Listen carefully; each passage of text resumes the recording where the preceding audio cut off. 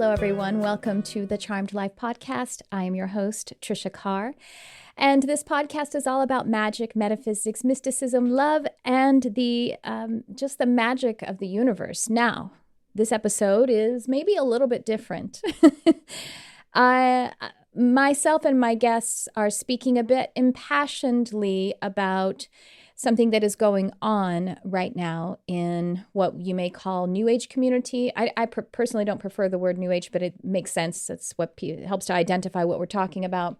It's just pretty widespread generally, but it definitely is happening in communities and circles where there are spiritual seekers. And my guests, I should tell you, are Tess Whitehurst and Natasha Levinger. And these ladies, these beautiful women, are the co-hosts of the Magic Monday podcast. Now, if you haven't heard about the Magic Monday podcast, you need to go and check that out because it's really, really great. And they tell us a little bit about it on in the conversation here in a moment. I have had both Natasha and Tess on separately, and they're both together on this episode, and it's super fun. So let me tell you a little bit about them. Natasha Levinger is of Highest Light Healing, and she is an energy reader, a healer, a spiritual coach, and her goal is to help people to feel more empowered. She teaches online courses, and she does a lot of inner child healing. Tess Whitehurst, she is the founder and facilitator of the Good Vibe Tribe. It's an online school of magical arts, and she's also an award-winning author. She has many books coming up. She tells us a little bit about those books, and one that is forthcoming is called Self-Love Superpower. So, both really awesome teachers and, just workers in the realm of spirituality. And their podcast is called Magic Monday. And they started it because they wanted to change the kind of negative woo-woo association with metaphysical. And so they just want to make mystical topics relatable and accessible to anyone who wants to learn about them. I love that. I really align with that. I love mysticism. I love metaphysics.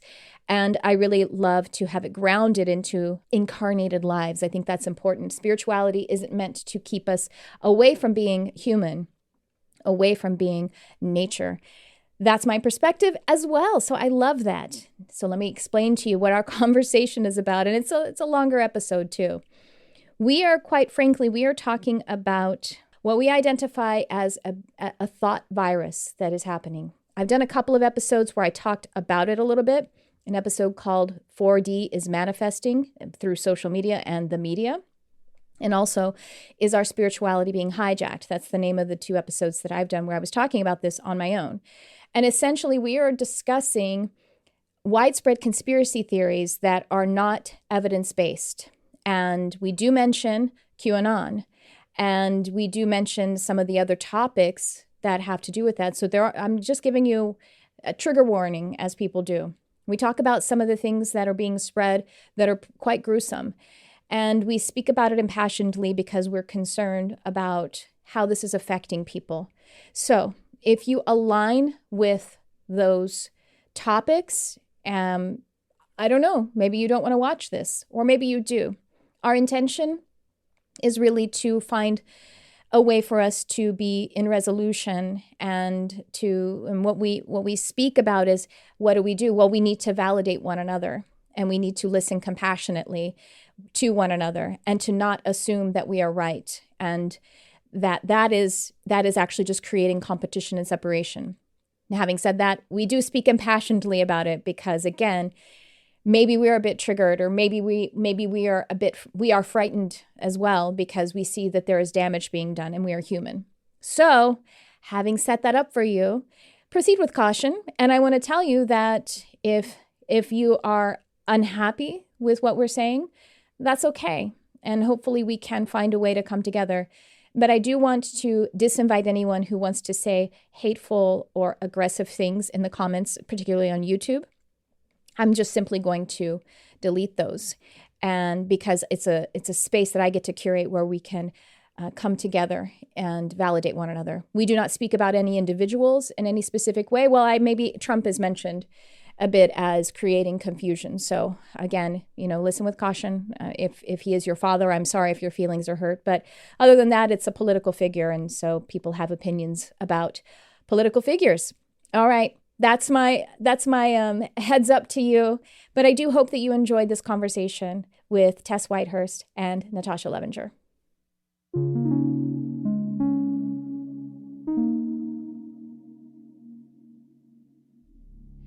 Welcome to the program, the two of you, Tess and Natasha. And it's so cool to have you both on together. You've both been on individually, and we have to do this more often because you guys are so great together on your podcast, Magic Monday. And we have the link for your podcast and everything else in the description.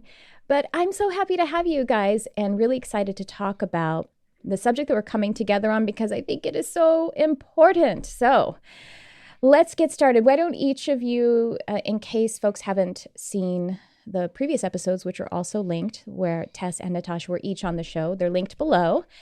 But tell us a little bit about the work that you're doing together individually and, what you guys are all about.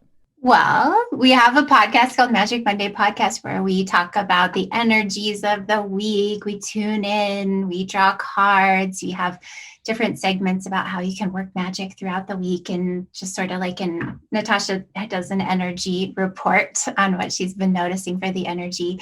I also write books about magic and spirituality. I have a new one called Little Guide to Love Magic, and I have one coming out next year called the Self-Love Superpower. But in general, I like to talk about empowering people to find spirituality, to come to spirituality in a way that is unique to them and that inspires their awareness of magic, the magic of life. Yes.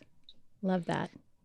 Yeah, and I'm Natasha. I'm an energy healer and reader, and let's see, what do? I see clients privately. I also have a lot of focus on inner child healing.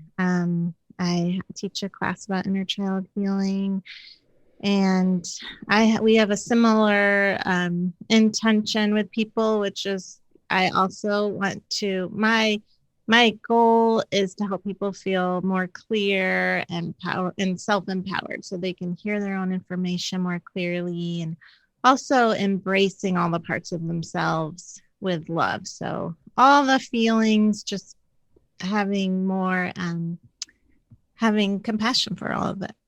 Mm-hmm. And all of that is, I think, really, all of it is so helpful and necessary. I think it's what we're seeing a real need for surrounding the topic that we are gathering here together to talk about.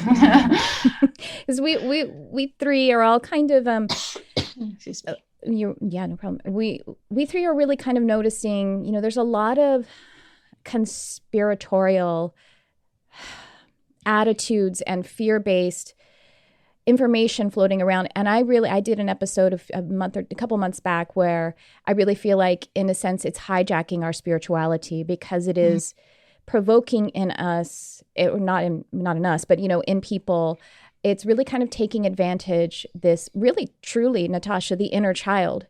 Because I hear what I hear when people are kind of being overly conspiratorial and they say, well, it is what they are doing to us. And that is what they want us to do.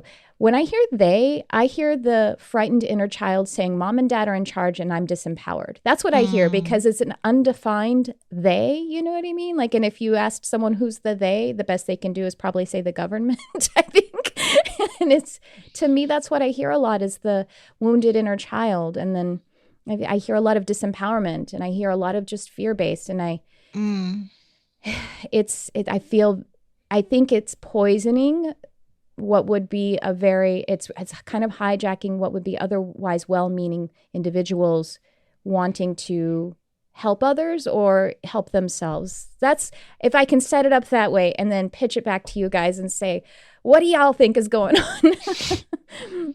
Yeah. Well, are we talking first? Let's first just be clear about what we're talking about. Are we talking about QAnon or masks? Anti-maskers, is it all of this stuff? I think so. I mean, I don't know, right? It's all kind of like bleeding one to the other. Yeah. Folks that are kind of doing the virus denial, I think that, I don't know whether they're being directly influenced by QAnon, which I feel is I mean, there's no evidence to any of these theories that are conspiratorial and really creating a lot of separation. I think evidence is important. I think that when someone gets a little bit of spirituality or religion, sometimes it feels like, well, then we don't need any evidence. We don't need science. Right. We don't. But in fact, as spiritual practitioners, we work on evidence. You know what I mean? Like, we don't take what I'm saying to do for your health unless there is something that is aligning with it evidentially, meaning by your doctor or by what your body is telling you, for example, or what's going on in your life. I think QAnon is probably a big part of what's poisoning this, and whether people are actively going to that as a resource or not, I think it's still just kind of like tangentially and bleeding over. But we can talk about any and all of it. If you want to talk about the virus deniers, we want to talk about QAnon, and let's Tess, just get do you want to it. go first? Yeah, I mean, I have so many thoughts about this. I mean, so with like specifically in the New Age community, I think what concerned me when I discovered how widespread the crossover is, which I didn't really realize until recently, how like I thought there were outliers. I knew about Christiane Northrup. I just wasn't aware of how widespread it was. But I became concerned for many reasons, of course, but like as far as the New Age community goes, it's like what I have taught for so long is spirituality that is like, trust yourself and follow your intuition and follow your guidance. And, if you interpret spirituality as being, you see the divine through the lens of angels or like a certain pantheon that is related to your ancestry, like, great, go with that. And maybe your aura, tapping into your aura color, and it like that to me spiritually resonates and makes sense. I think what I got concerned about was, have I been clear enough that this is not something that works for reality and science? Like, exactly. I just, someone saying this, that there's this conspiracy about Democrats, trafficking, sex trafficking or eating babies, like, and something about that. Maybe I kind of resonate with that because I don't trust, or Bill Gates having these nefarious purposes. Like, I think that's right. And then that's not, it doesn't carry over. Like, you can't just, and another thought is that is so, like you were saying, it's so fear-based. I mean, that's how cults work. Cults prey on fears. They install fears, and they are like, we're going to save you from these challenges. So, and I think a lot of spiritual people I definitely it really helped me to learn how to protect my energy, how to clear my energy, because I was raised with a lot of fear in religion and spirituality. So for people like me who came from a fear-based past in their spirituality, like that, those pathways are there. And you know what, I'm sorry, I don't mean to hijack myself, but all of those details, all that you're talking about, the problem, I think, is that, like you said, they say, I resonate with that. But see, just because you have a strong feeling doesn't mean it's right for you. That strong feeling can be fear. But that just because you feel it doesn't mean it is evidentially accurate, scientific, outpictured in the world. Just because you get an excited feeling, because excitement and excited energy can go through love lens or fear lens. So you get an excited energy when someone says Oprah eats babies, but there is no evidence to it. Then you gotta take it back and say, why did I feel an excited feel? And if some of you guys are saying, why did Tricia just say Oprah eats babies? This is literally a part. I'm glad you didn't hear that part of some of these conspiracy stories, but that's actually what is being propagated by some sources, and there is no evidence to it. And they say, well, she's secretly under house arrest. I'm like, secretly? What do you mean? Who's arrested her? The police? Then why are they keeping it secret? Do you understand that's not how systems work? And it's just double speaking, and there's no true outpicturing of evidence. Just because you feel it doesn't mean it's accurate. And it's like you're saying, Tess, I've been telling people to trust themselves, but we also need to be a part of society and the global community in a logical, critical thinking sense. Critical thinking doesn't negate our spirituality. Right. Okay, sorry, I had to. So the thing that's tricky about this is that those people, or at least let me just say, I unfortunately have a friend who is a QAnon person. And the thing is that's really tricky about it is they would say the same thing about us, right? So like they think we're like, when I was trying to talk to her about it reasonably and then realized there was no reason involved, she was saying, I can tell you're afraid. Like I know. they think we are afraid, which we are afraid of. I mean, I'll speak for myself. I am afraid of an enormous amount of people believing truly not real things and then acting on it. Things, again, like you all are saying, have no scientific basis. But the real problem here is, and I mean, I do think this started with Trump making our democracy not eliminating our like trying to make our democracy not a real thing. Yeah. I'm not speaking eloquently, but because the thing is, he tried to make facts not facts, right? The whole government confusion. Like, what are facts? Well, you can't trust. So this is what she was saying to me, for instance, is she was saying, well, if that's what you believe, and I'm like, well, but this is in the doesn't work like that. Doesn't work. But they're saying, well, but they think the mainstream media are telling lies, and so therefore their truth is they would say they have evidence, but the problem is this evidence, where is it coming from? And they trust that more than real sources of news that have been vetted. They don't have evidence, though, because you could dismantle, just if we look at QAnon, the very first prediction they made was that Hillary Clinton was going to be arrested in 2 weeks. That never happened. So that should be the time that you go, okay, so this critical thinking, this source is not entirely trustworthy. And then it should have diminished your loyalty to it, I guess, and you're confining yourself to it. But there has none of the predictions they've made about arrests being made based upon evidences have come true. None of these things have happened, and they are doing it for profit. And that's the thing, that there's this idea that it's somehow some grassroots movement, Yeah, people are making, they have selling books, selling merchandise. I mean, this is definitely, this is mind control. This is a cult. And that's where, as metaphysical practitioners, that's where I feel like I just really want to look at how I can make sure that when I teach about spirituality and talk about spirituality, I am really emphasizing, really question yourself, like question what you are. We can always learn new things. We can always shift our perspective. We can always improve, and like to never take it what any one person says as fact. Like that should be a questioning and finding our own like truth, but not truth. Like, see that I feel like let's talk about that. Yeah, like separate. Maybe you guys can help me to separate that out, because I feel like creatively, spiritually, like there's a subjective way that we can connect with infinity, but then like to how to make sure that we're also not carrying that over to like reality in another sense, like we can affect reality, but we can create positive change and manifest and stuff like that, but like to also be grounded in like we need to be able to stay safe, we need to be able to agree that facts are facts, like how do it's really tricky. And I mean, when I hear you talk, I feel like you're, like, I don't think you can do anything more than you've been doing. I mean, you are very, I really don't. I mean, you are very clear.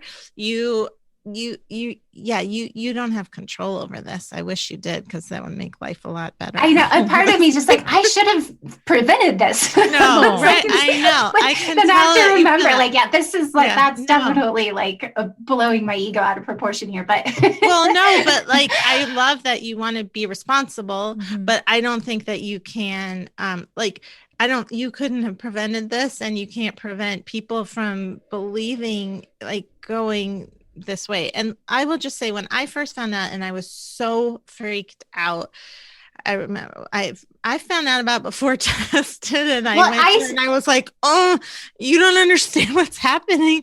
And now she's obviously like, but what were you going to say, Tess? Oh yeah, I just didn't understand. I understood that there were individuals, but it didn't like dawn on me that it was like this big, So epidemic. what I do want to say about this is two things. One, I immediately had to go to a person who does what I do. We trade with each other. And you know, this is where it's tricky because like, how do we know facts are facts? Like, I mean, I never say I 100% know everything, because when you're in the spiritual, working with in the other realms, for instance, I talk to dead people. Can I prove that? No. And you know what? If it doesn't feel right for you, then you don't have to believe me. And I certainly am, you know, and I pick up on energy. I see a lot of stuff that I clear out, and I would never say like, again, if it doesn't feel right to you, then don't do it. Then don't listen to me. That's what I always say. But so I went to somebody who does what I do, because I was like, you have to look at this because I'm getting really triggered here. And she told me, and I looked at it after and saw the same thing, that it really is like a thought virus. Like it's a thing that's happening. Yes. On another realm that really was, you're nodding your head, Trish, you see it too. Like it was like it came in, and at that point is when I really had to separate, because I realized, just like with everything in life, if you're, I'm not saying not to judge it, you definitely have to have strong opinions, but I was getting so like wrapped up in it that I was feeling it, like just feeling awful and like kind of attacked by, and like that I was just feeling it too much in my space, and I didn't want to do that. So I had to separate from it. But I do believe that it is working on people energetically. I think it gets in energetically. And I think that's super confusing because it gets into people's intuition. So it's like they think they're hearing their intuition and they're not hearing their intuition. And that's why, Tess, there's nothing you can do, because you would tell people, just like we all do, I think, tell people to trust your intuition and do what feels right. But because of this weird thought virus, that's what it feels like to them. And that's weird. There's, so to Tess, when you were saying like, how do you kind of talk about it, you know, truth or reality? And the thing is, you have like Natasha's saying, you have your individual reality. That is a reality. And we understand multidimensionality. We understand layers and layers of energy. But when your reality or truth, I like to maybe save truth aside just in certain conversations, just to help us to keep clarity about it. Because truth, when something is true, it's true from all perspectives. The truth is we are alive. All perspectives would say I am an alive, human, incarnated person. That's a truth.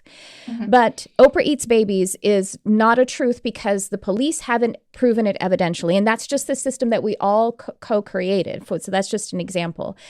Like Natasha is saying, I sense energy, I clear energy. And that is a reality that I am experiencing.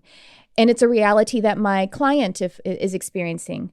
If your reality and there's a difference between that subjective personal reality and a collective truth. It's there's a lot more energy layering in order for something to be manifest into the physical world. And that's why something like the criminal justice system can be frustrating for people who are sensitive or even who personally witnessed it, but it hasn't actually come out in a collective sense. That's why things can be very frustrating. And it's frustrating for people who are spiritual seekers to manifest something from their creative space into their physical reality space. Because in order for it to be manifest in physical reality space, actually all of nature and spirit has to be on board with it. And it has to be, you know, helpful in some way. And anyway, that the thing is, you have a personal reality and then there's a collective reality. And just stating your opinion about someone else in a way that is harmful to them, or by having an opinion that can harm others, let's say spreading an actual physical virus because you are saying it somehow isn't, which doesn't even make any sense. I don't understand that at all, because there are people who are dying from the virus who nurses, they still don't believe. And it's like, okay, well then call it a different name. You have a virus and you're, you know what I mean? Like there's something happening in your body and it is viral. And there are scientists who can confirm that. If you don't like the name, change the name to Pokemon virus. I don't know. Yeah.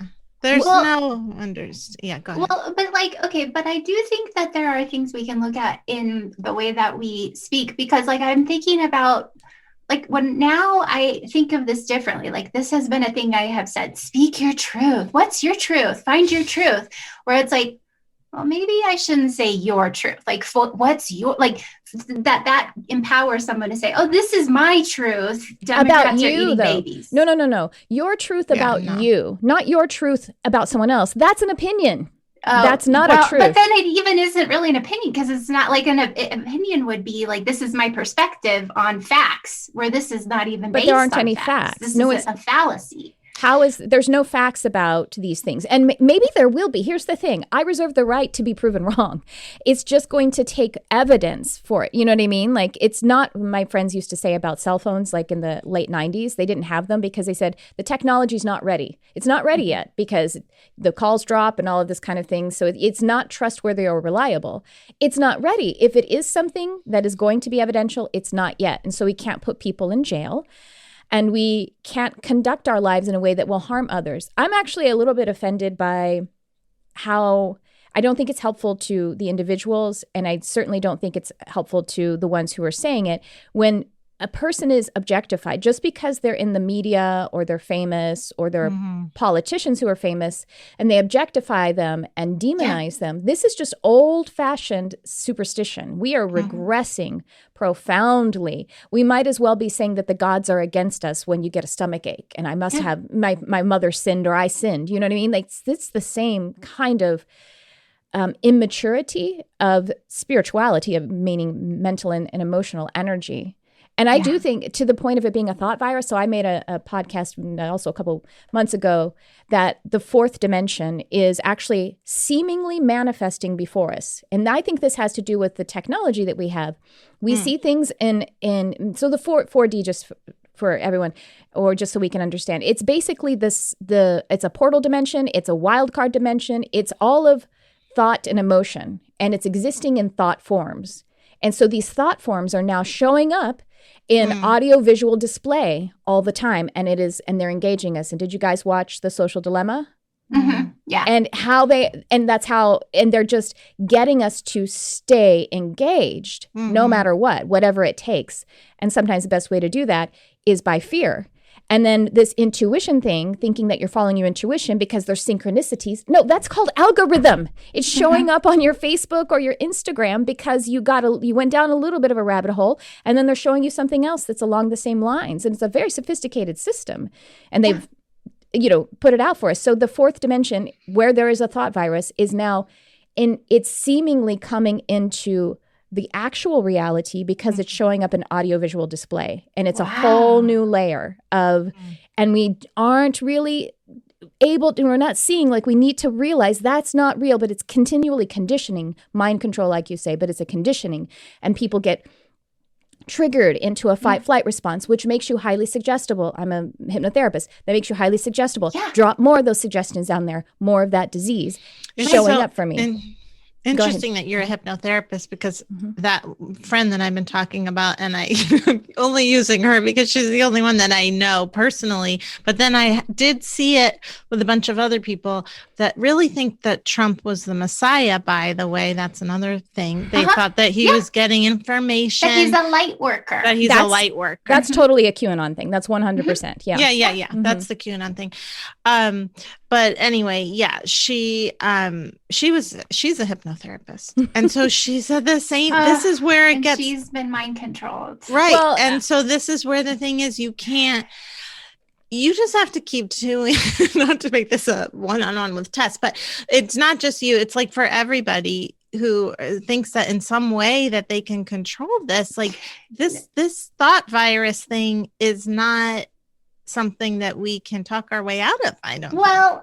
I just still think that it has brought to mind, what kind of wording have I been, because I learned on the Conspirituality podcast that I did not know this, that light worker, the term light worker originated. It was a new age term, but it was the woman, I can't remember the woman's name who originated the term, but it was the idea was that light workers are fighting against the forces of darkness. Which is, Is there there's a person who's credited with coining it? Because yeah, I can't remember her name right now. Okay, so my business partner, Chrisline Compton, and I, like, we have she created a community called the Lightworkers Lab, and we're actually kind of dropping that word a little bit because we realize that some people associate it with this idea of false light and all of these other spiritual conspiracy stuff. And that the idea of a light worker means that there are dark workers or something like that. Yeah, it's some kind of fight thing. And actually, honestly, I see Christian religion using it too. So not that that's a bad thing, to admit that that's not like a discredit to it. But we are actually just trying to move away from it, not because we just kind of thought of it in a pure sense. I'm someone who, for a living and as a life purpose, is doing the work of light, and that's it. I wasn't thinking of it as Me too. That's how I was thinking. I visualize light. I surround myself in light. I use light as healing. That's what I thought of as light worker. But it is true that we're in a culture that is so shaped by good versus evil thought because of Christianity. I mean, that's like one of the big three religions that all have this good versus evil sort of thing going on. And so I don't want to promote that. I mean, I had a video where I talked about it's called Why Light Workers Are Also Shadow Workers. Like, we have to also look at the shadow. We have to open up to all of it. Yes. And that, I think, is one of the big, even with like all the COVID denying also, like, see, I'm positive. I'm thinking positive, and that's all I need. It's like that. No, we have to be open to. Yeah. They think it's not happening is what it is. Well, yeah, but I do also feel like, it's like that, the demonization of fear. Like, instead of feeling fear, I'm going to I just don't even believe it exists. Like, these people are so in fear. Like, they think that's the fear place, when really I feel like it's this whole deep level of fear to not even want to admit that it's happening. Well, so being aware, it's always great to be educated and know like, okay, I don't want to use that expression anymore. I don't want to say that anymore. But like, I think it's when I started there was this other group of like these yoga not therapists, but just yoga practitioners that I was following, that I tried to get in a discussion with about it. And it was like, they're using the same language I use. I woke up and I just had a gut feeling that I was voting for Trump. I just knew I was voting for Trump. And like, that's where there's no arguing or saying the right way or whatever. Like, they're on that path. And I do believe, I am so not about like negative entities, that kind of thing. I mean, when people come to me, I've had many people come to me with things they need removed from their space, aliens, etc. And I'm always like, every time they've been so neutral, these things. I'm not like, oh no, we need to be afraid of ghosts. It's so neutral. And especially if you're neutral, this, it's all fine.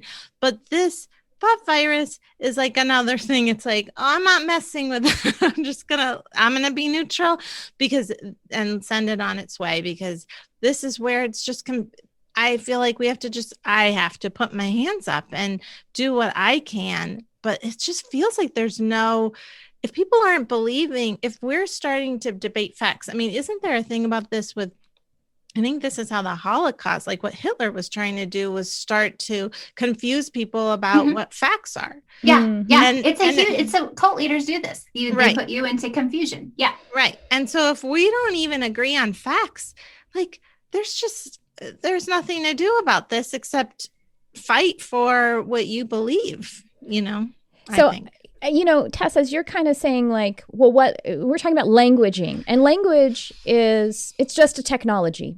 It's all it is. It is actually kind of like an evidence. But the fact is, I think we are having communication issues. That's a big problem. And it is good, I think, to freshen up our language, whether we drop a word for a while, or we redeem a word from somewhere else. Like when I kind of opened up metaphysically, I decided to redeem the word God for me because I wanted it back. I wanted it as a personal experience. Whereas what the word used to me, it used to belong to my Christian religion, and I had separated myself from that. But I wanted that word back. And so I cleaned it up for me. It's not. It wasn't all of the patriarchal and everything stuff that went with the Christian religion. A lot of words like that. I'll find I'm redeeming the word holy, whereas that can be like a righteousness thing with certain religions, but what it means is whole. It's just a derivation of being whole. Sacred. Yeah. Exactly. Love the word sacred. Exactly. So we need to be able to, honestly, a big problem with this confusion, this cult of confusion that is being sent into the thoughtscape and it's creating a viral effect. Something that I've been thinking about, actually was getting messages from Spirit, like in my own, is do you know what logical fallacy is? And there are some people, some intellectual camps who are really working for logical fallacy, but that is, I'll explain it here, that is sorely missing in our media, in our news, and with our politicians, probably most predominantly Trump. It creates a lot of confusion. Logical fallacy is what, because I'll give you a couple of definitions. A formal fallacy is, it's a breakdown in how you say something. The ideas are somehow sequenced incorrectly. And so their form is wrong, and it renders an argument as noise and nonsense. So it's like kind of just, reorganizing some of the words and some of the sequence of things, and it creates confusion and then fear. And now, you know what I mean? But we're not staying. So then, like gaslighting. Gaslighting is a logical fallacy. Exactly. Mm-hmm. Gaslighting, also like false premise, kind of like stating something, but you're basing it on a false premise. Which is a lot of what's going on with some of these. And then informal fallacy it denotes an error in what you're saying. That is, the content of your argument is actually erroneous. And the ideas may be arranged correctly, but something you said isn't quite right. And so the content is wrong and it's off kilter altogether. So in actual writing, like academic writing, all of your writing has to meet up to logical fallacy. So you can't just kind of be persuasive and just say something and gloss over it. Yeah.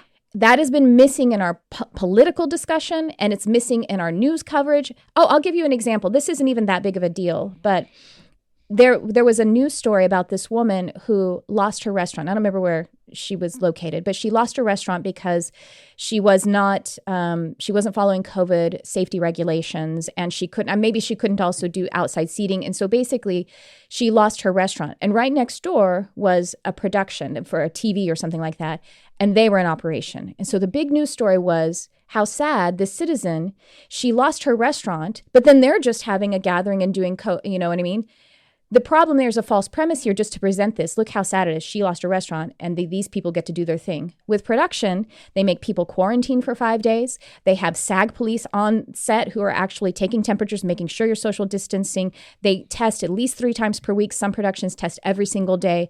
Radically different context than a restaurant where people have to take off their masks to eat. Restaurants feel like they're being picked on, but you have to take off your mask to eat, and people have to be close to one another. It's not the same situation. So presenting it as equitable when it's inequitable, and then just getting people angry about it, saying, see, it's the Hollywood elite. Right. And that's where we wind up now. Well, I mean, this is just like basic. You have to critical thinking. Yeah, exactly. Critical. That's what I teach my kids. Like it's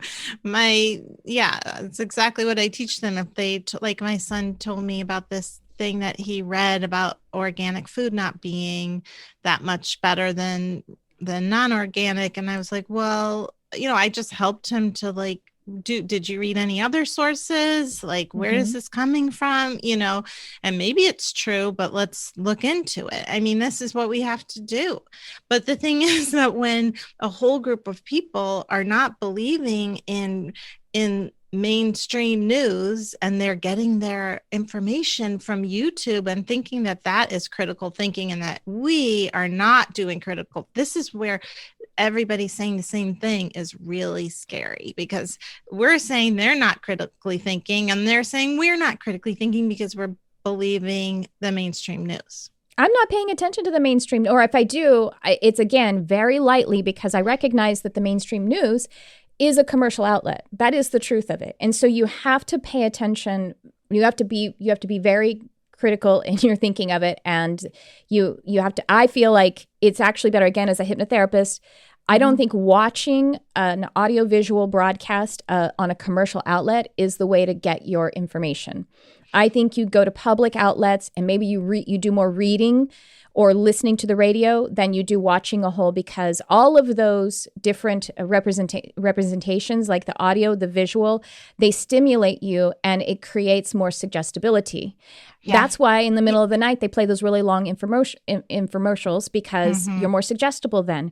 So I think it's better to listen to NPR or to read articles. But even NPR is it's super leftist, and I am extremely leftist, but even I can hear it. They're like Trump, and which I feel too, but you can hear it. But if you're aware, then you can just drop it. Yeah. Mm-hmm.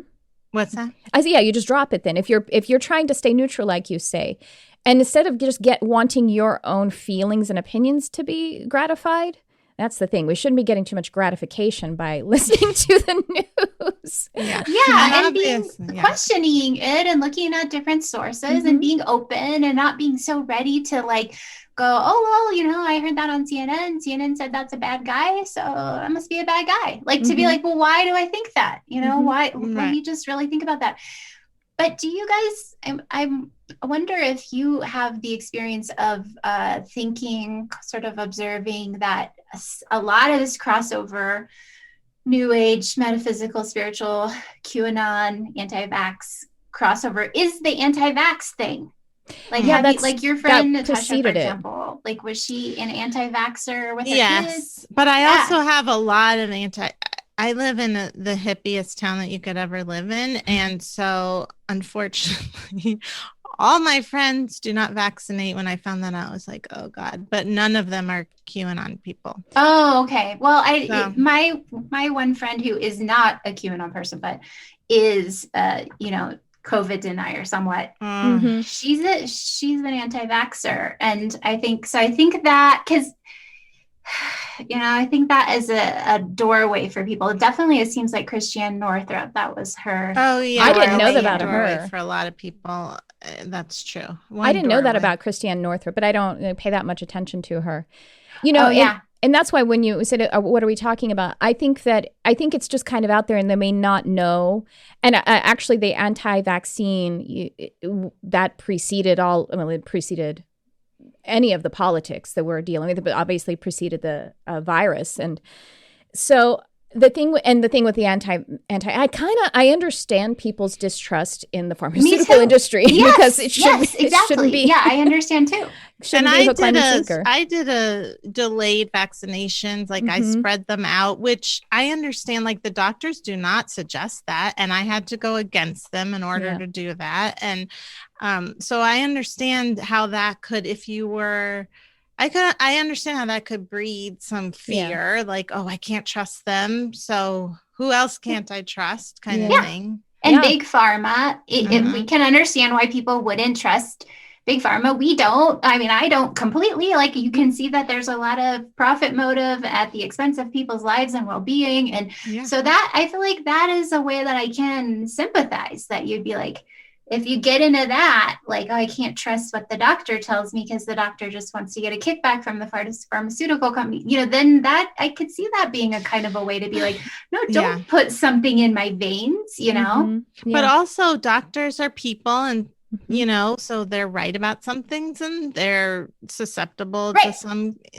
And you have to pick the right one, just like anything else. You have to pick the right, a psychotherapist. You have to pick the right partner, pick the right friends. So you need to pick the right doctor who is, and that kind of goes back to almost objectifying doctors or making them some kind of collective thought form egregore. They are doing this. And it's I think there's nuance here. Exactly. And that nuance is the work of the individual. To just write anything off one way or another is bypassing quite frankly, and not wanting to do the work. And it's not ready yet. The decision about that isn't ready yet if you haven't really researched all of it. And it's a pain in the ass, like Natasha having to do the, figure out who can support me on this. I'm not a doctor. I don't know how to do this, but I can see other, the way that this is being put forward. Yeah. You know what I mean? Exactly. I did my research. I figured out like what I thought was a good schedule. I mean, I still vaccinated them because I believe in vaccinations. Well, I mean, you can look again at the evidence of it. Our lifespans increased about 40% on a certain timeline, and that aligned with vaccine therapy. I mean, it just did, 100 years ago, the life expectancy was like 58, 60 years old. Yeah. But then you also say, like, I actually have a good friend who was pro-vaccination, and her friend's son wasn't the same after a certain vaccine. So then It's like, I know. And that's scary. It's all true, though. That's not perfect. It's not perfect. Yeah. It's nuanced, like Tess said. And we have to do our work. And I have a friend who has her older child has epilepsy, has an epileptic condition. And so when she had a second child, she was like, she didn't want a vaccine because it is directly related to provoking epileptic seizure. And especially if it's too many at a time. But she's not holistically anti-vaccine. It's just, it wasn't right maybe for her family because of having the history. So anyway, again, it's nuanced, and we all have to be doing our work. We have to be doing our research. We have to be taking responsibility, and we have to see what it is that we're doing and believing, whether it is affecting others. That's where, again, we have the subjectivity and the objectivity. Objectivity means it includes everyone, and I have to be able to not harm someone else with my beliefs and actions, particularly my actions, but speaking is an action. So also, right. And again, I feel like I don't believe in any of this, but I'm bringing up the point because it's scary to me, is that those people would say the same things. Oh, Hillary Clinton the whole Democratic Party is running a sex trade. But that hasn't been proven. And I'm not saying they definitely aren't. I'm just definitely not saying they definitely are, because it hasn't been proven. I'm saying they aren't. I'll say it. They're not. Okay? They're not. And the thing is, but they would say we're doing it for the good. That's where we're doing it for the good of people. We don't want children to be traded sexually. And it's like, okay. I'm reading this really excellent book right now by Stephen Hassan, who's a cult expert, and it's called The Cult of Trump.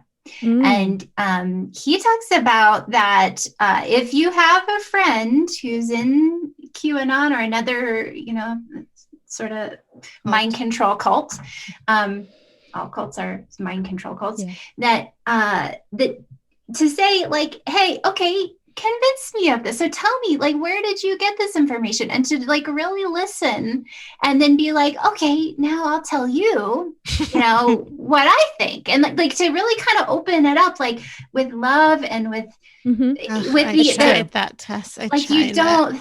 Well, but no, you're right. You leave long spaces? He talks about asking questions and then leaving long spaces for them to think. It is actually, he says it takes a pretty long time, but to deprogram someone, like days, at least days. It's not one conversation, but there's a lot of listening that goes on, and that because he was in the Moonies, he was a Moonie in the 60s, so he has a lot of compassion for people who are in cults because people took the time to help deprogram him. Well, basically what whether he knows it or not, or is it's NLP. Those are he talks about that in the book. Okay, yeah. Neurolinguistic programming helps to point out. I'm certified in NLP.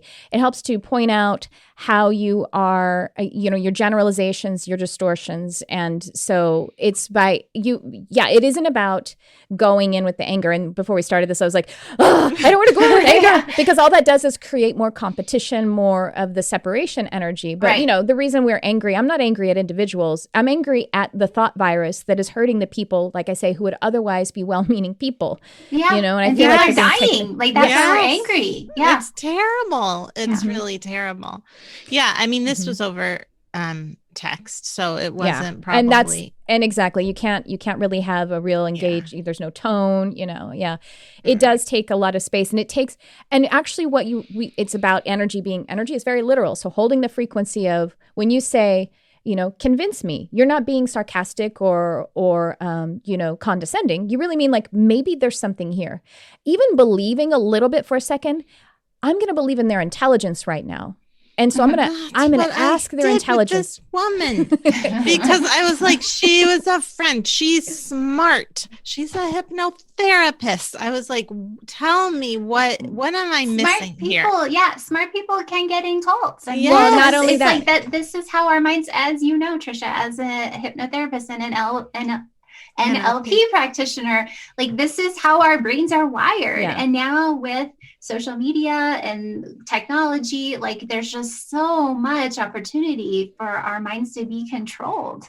We have to be careful. Hypnotherapists and spiritual practitioners and everything, just like psychotherapists, they're probably the best clients too. Like the reason a person is interested in becoming a psychotherapist is probably because they got a bunch of crap to heal. And likewise, a hypnotherapist, someone who's interested in hypnotherapy is probably attracted to it because they're naturally somnambulistic, which is the meaning highly suggestible. So we are the ones who need our medicine most. Right. So it doesn't mean that we are impervious to it. You know? Yeah.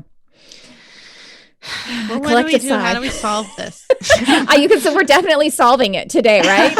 We're fixing it finally. Yeah, it's really hard. I mean, I do feel like this is why I eventually did throw my hands up, because I do feel like in the beginning when I was talking to these people, I was like, well, wait a minute. You just said Trump is the Messiah. Like, will help you. What do you mean? How is that possible? And of course, there were angry people. That's part of the problem, is they're angry too. I would say, to be honest, if we're going to label people one side or the other, I feel like we may be more fear-based and they're more angry.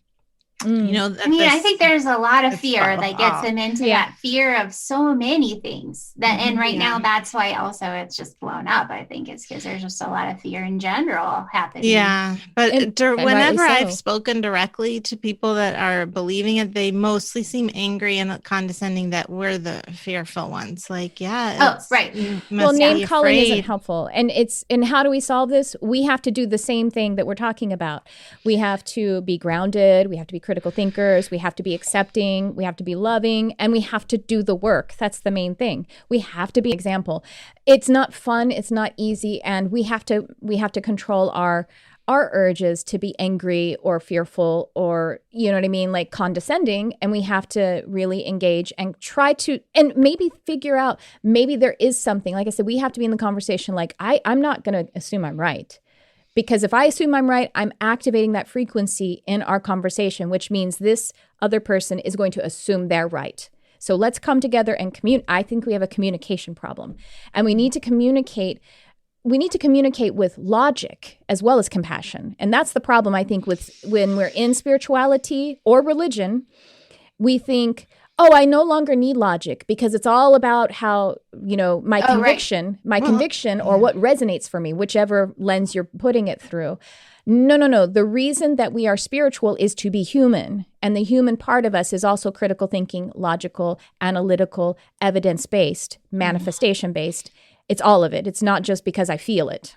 Yeah. Well, what you're saying is very beautiful and great with normal communication, but when you're talking with people who are in cults, I don't think that works. They're in state. Yeah, they're in they're in a state, and the state is basically, it's like they're in hypnosis. So they are in hypnosis. They're in the thought virus, mind control.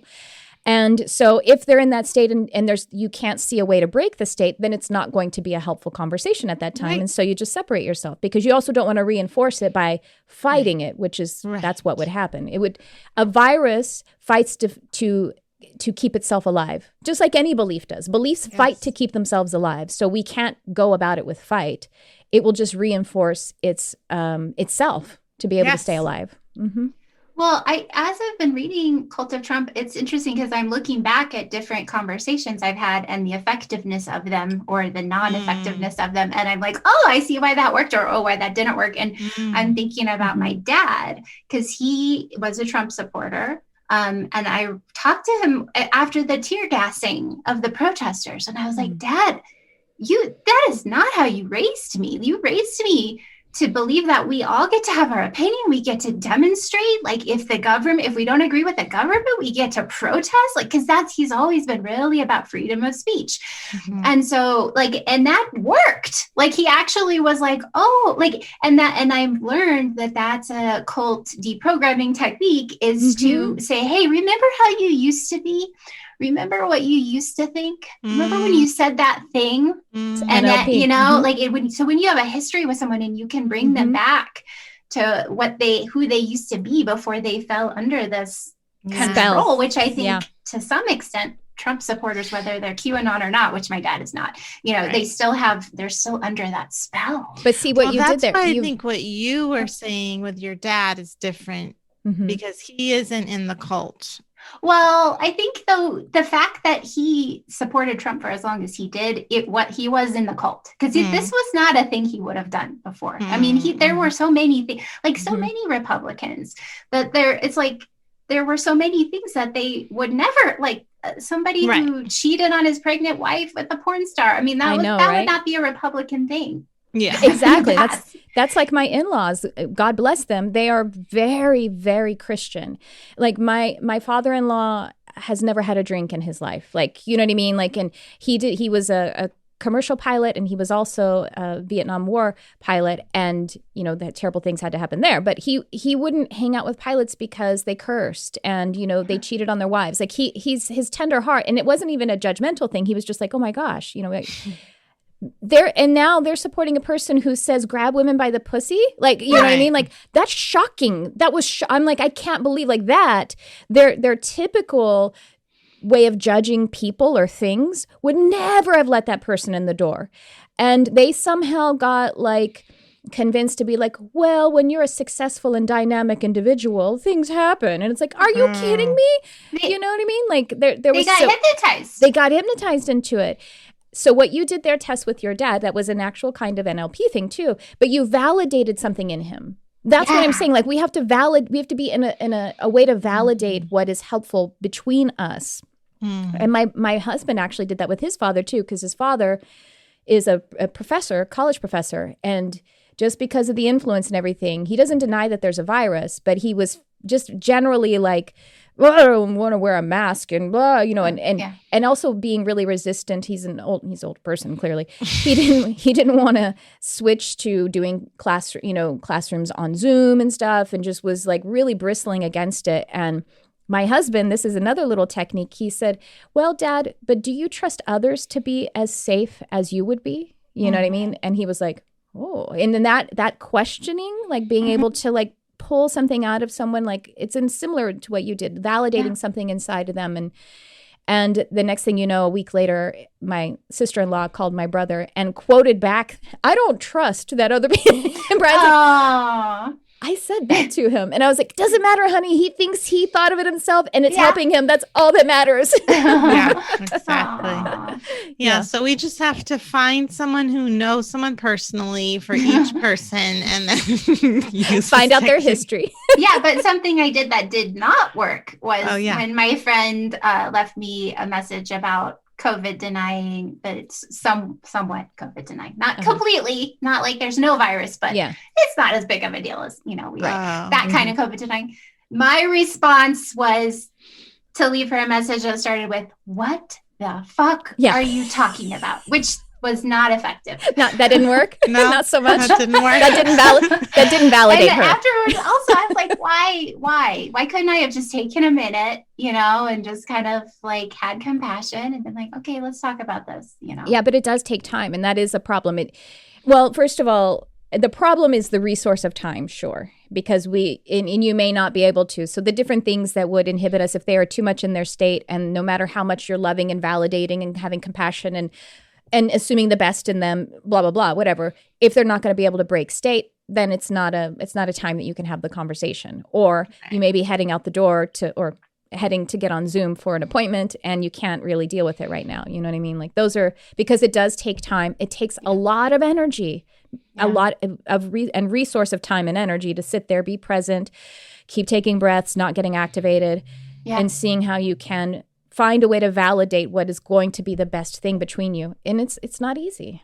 Yeah. And this goes back to what I was starting to say in the beginning with you, Tess, which is how you word things to to your audience. It doesn't matter. I mean, like, it matters, of course, but you can't, you can't say control whatever you want. Carte blanche. No, what I mean is you're doing a great job. You are conscious, you're aware, but it's not that you worded something wrong and then they'll change their minds. They're in that state. And so it's a whole thing you got to do. They're going to do their own inference. They're going to do their own inference, and you can't control that, no matter what. Honestly, that's also the beauty of being, a creative, is because one song will mean something to me and it'll mean something else to someone else, and that's the beauty of it.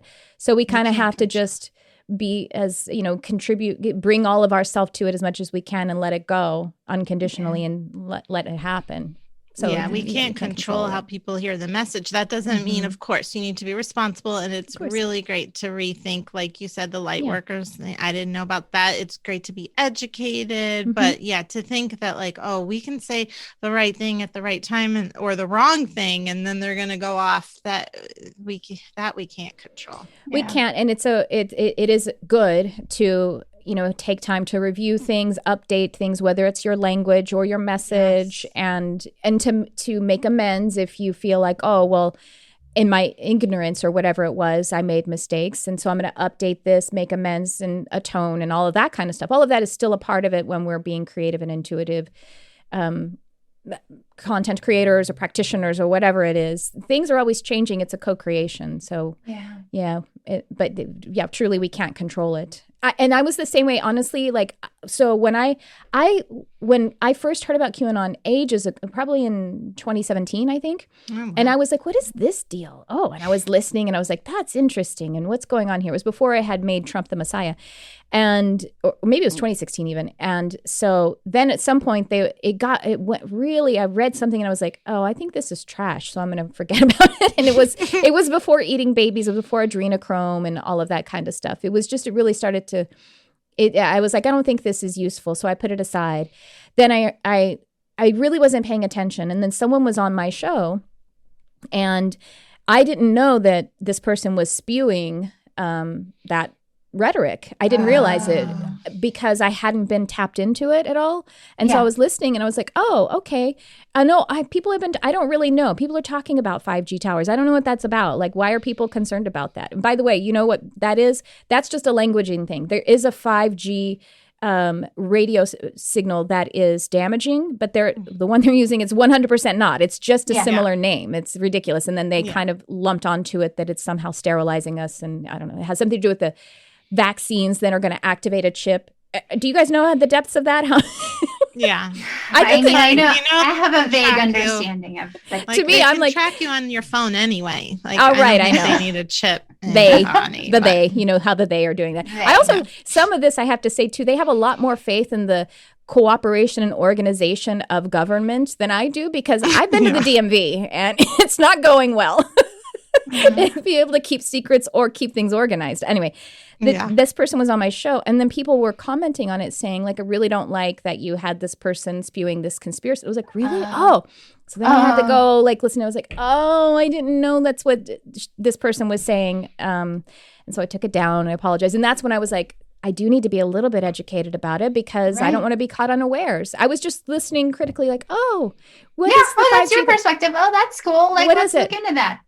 And but it did start. This person said, like, well, I'm going to talk about and I did research on this person. I didn't see any of it in the messaging, but she was like, okay, I went ahead and divulged that it was a she. She was like, well, I'm going to talk about this, but I don't want this content to be censored. So there are certain, let's say, injections and certain, let's say, towers that are being put up, and the certain individuals who are creating the things that they're creating. And so she was being so cryptic, it's like she thought I knew what she was talking about. And I was like, I don't know what you're talking about. And I'm like, I don't trust Big Pharma either. You know? I was just going to say, it is really cryptic. Like, I have recently discovered one of my favorite people that I watch on YouTube is now. I know, right? I haven't had guests on my show very much lately, because I don't know who's going to start going all, to sideways like that. Everyone, I check in on someone and they're like doing something like that. They're COVID denying, or they're saying, well, maybe reptilians are actually working with Trump. And I'm like, what is happening? Yeah. Yeah. I wonder how this is going to die down.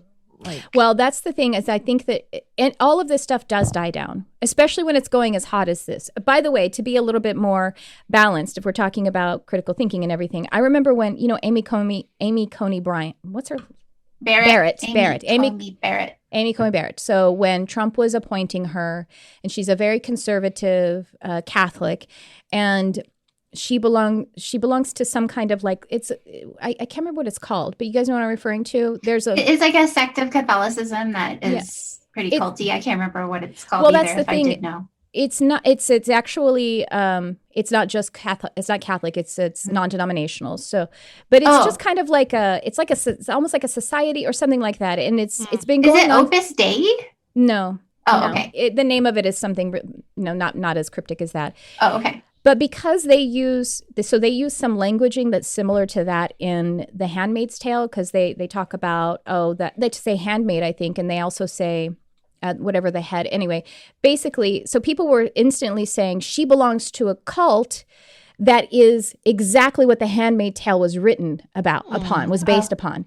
It took me 2 moments of Googling to read that the cult, or not the cult, but the little society that she belongs to existed before The Handmaid's Tale, and therefore has been in existence that long. So usually cults can't last 30 years because they burn out. That's number one. So that was the first thing. I was like, wow, this has been in operation for that long. Number 2, I found an article of the author of The Handmaid's Tale saying what she based it on. Mm-hmm. And it was 100% not that. It had nothing to do with that. And actually that little organization was very small, so she wouldn't have known much about it. All that's happening there's a similarity in languaging because it's based on Bible concepts. Mm-hmm. You know what I mean? Like if you know the Bible, you're like, yeah, Rachel and Leah and the handmaid and everything. You know what I mean? So they were just kind of like basing it on some of that old, but they created this big flashy meme saying she's a cultist and she wants to turn us into The Handmaid's Tale. And I was like, oh, see, got to be fair. You got to do your research before you just demonize Amy Coney Barrett. Also, I don't see that is the case. At least that's where I am right now. And I don't know. We'll see. She's not been Trump's handmaid so far, so that's good.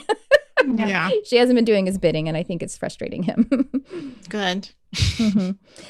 Well, I think we almost solved everything, and so we can almost. We can clock maybe out for another today. 20 minutes another time.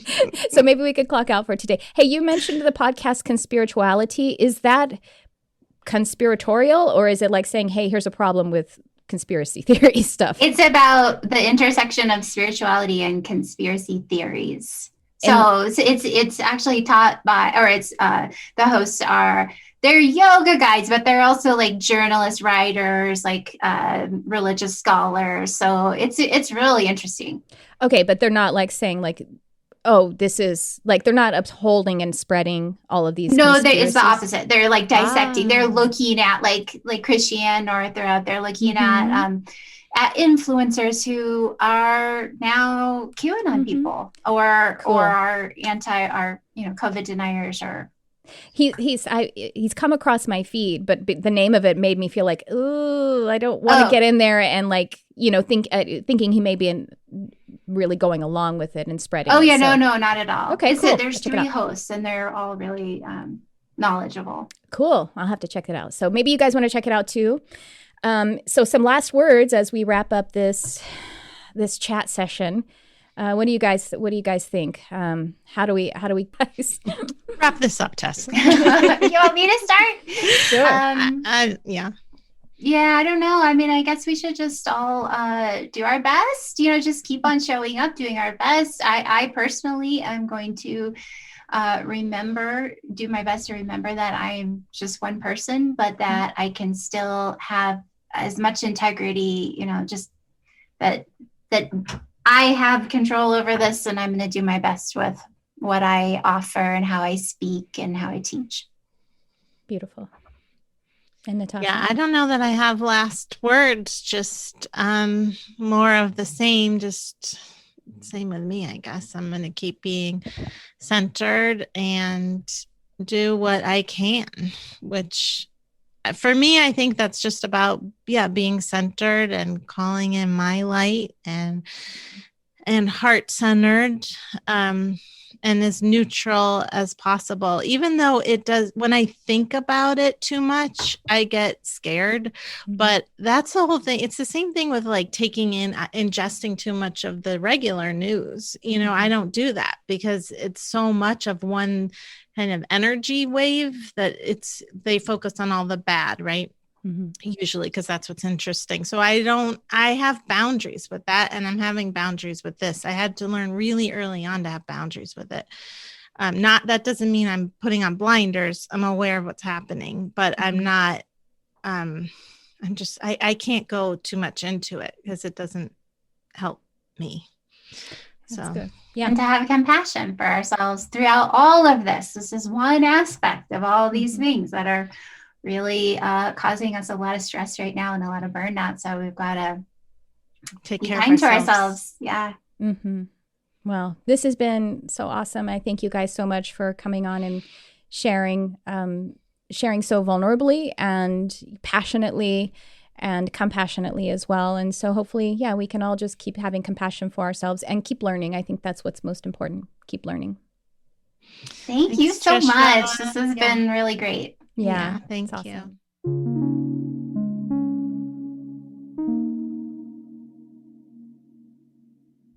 Well, did you make it? Once again, we truly mean no offense to anyone. I know that we really want to come together, and maybe there was some venting happening there. And I hope this can be an invitation for all of us to, in a sense, I want to say sober up and come together. There is fear everywhere. I don't think that it's helpful for anyone to say, you're fear-based, and I'm not fear-based. We're human, so we have fears. So let's try to come together and accept and love one another. But let's use our critical thinking. Let's allow something to become evidential before we allow it to convict anyone of something. I think that's really important. There's a reason why we have certain systems in place that allow us to do the full work, the nuanced work that we spoke about before we start infringing upon other people's rights or even reputation, in my opinion. So I wanted to share with you something that we forgot to leave room for in the actual episode, and it is this manifestation program, this course that Tess and Natasha have coming up in January. It's a 4-week manifestation course with Tess and Natasha of Magic Monday podcast.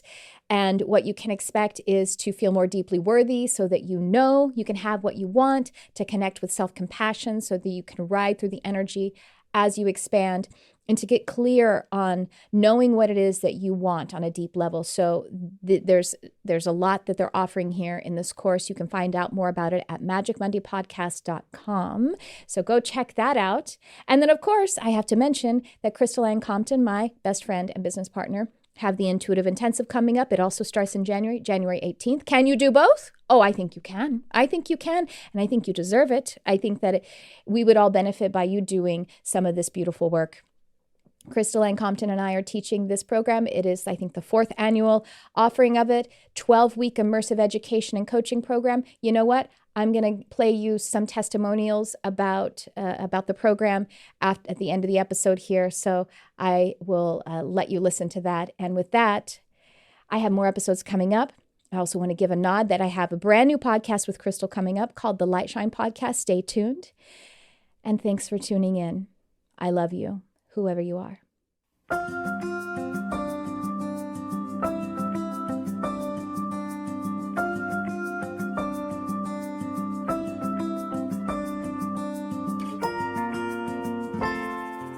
Hey everyone, it's that time of year again. Time for the Intuitive Intensive. The Intuitive Intensive is a 12-week immersive educational and group coaching program designed to blast open your psychic, intuitive abilities. I have found my purpose and my calling, and I had no idea until the intensive that this was my purpose or my calling. If you get lit up by it and you get excited by it, just do it. Just do it. So hell yeah, do it. Sign up right now. You have to do this right now. Class begins January 18th, 2021. Registration is open now, and all levels of development are welcome. Serious students only. This program is taught by myself, Tricia Carr, and Crystal Ann Compton. Find the link to read more and register in the description below. We hope to see you in class.